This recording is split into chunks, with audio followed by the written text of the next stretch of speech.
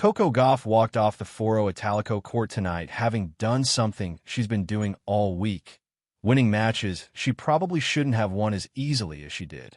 For sets down in round 3, nearly losing her grip in round 4. And now, in the quarterfinals, dropping the first set to Mirra Andreeva before dragging herself back into a match that had no business being this complicated and no business being this beautiful. The final scoreline was 4-6, 6-2, 6-4. Simple enough on paper. But anyone watching knows that scoreline doesn't tell you half the story. Andreeva came into this match as one of the most dangerous players in the draw. She's 19 years old and already plays with the kind of controlled aggression that makes opponents second-guess themselves. She doesn't panic. She doesn't back off. And tonight, for long stretches of this match, she was the better player on the court. The first set belonged to her almost completely. Gauff was sluggish, slightly off her timing, giving Andreeva too much room to operate. The Russian took full advantage. Clean winners, smart positioning, and a composure that belied her age. She took the set 6-4 and looked very much like a player capable of ending Gauff's run in Rome. But here's the thing about Coco Gauff in 2026. She doesn't spiral. She doesn't crumble when things go against her.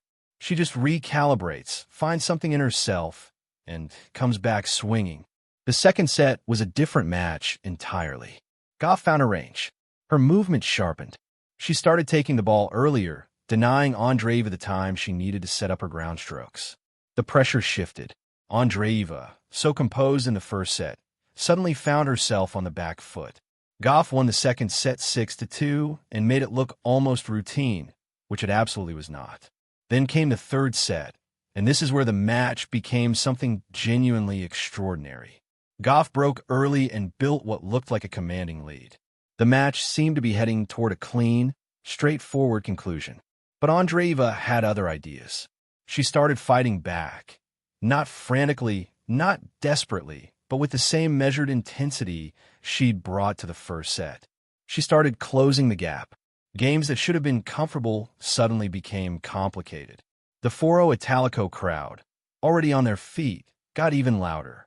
Gauff was asked about it afterwards, and she was honest. She said she had a big lead in the third, and it got a little bit close. She said she didn't know how many match points it was. And she said she was just trying to stay present mentally, trying not to let the moment swallow her whole. That's not a small thing. That's actually everything.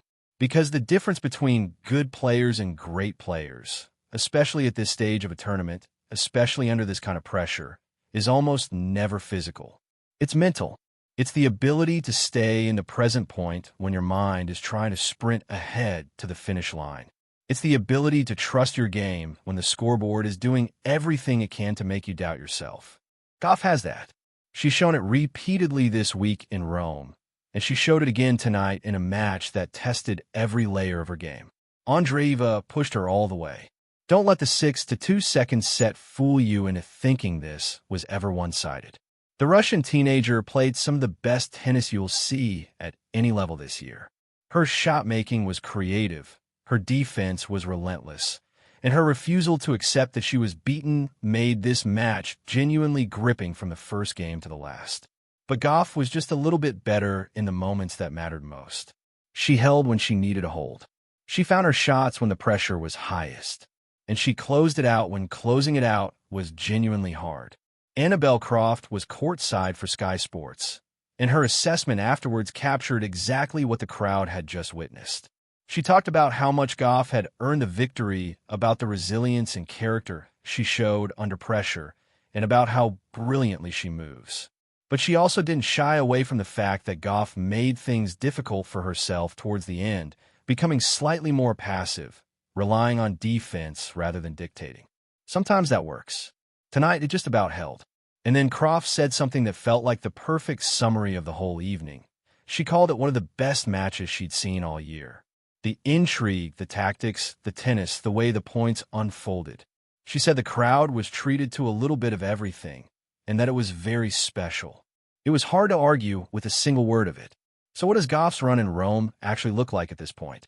She beat Teresa Valentova in the second round without drama, 6-3, 6-4. Then came Solana Sierra in round 3, dropped the first set, won the next two. Ivanovic in the fourth round, dropped the first set again, won the next two. And now Andreeva in the quarterfinals, dropped the first set, won the next two. There's a pattern here, and it's hard to know whether to be alarmed by it or impressed by it. 3 consecutive matches where Gauff has fallen behind before finding her way back. 3 consecutive matches where she's absorbed early pressure, steadied herself, and eventually found the level she needed to win.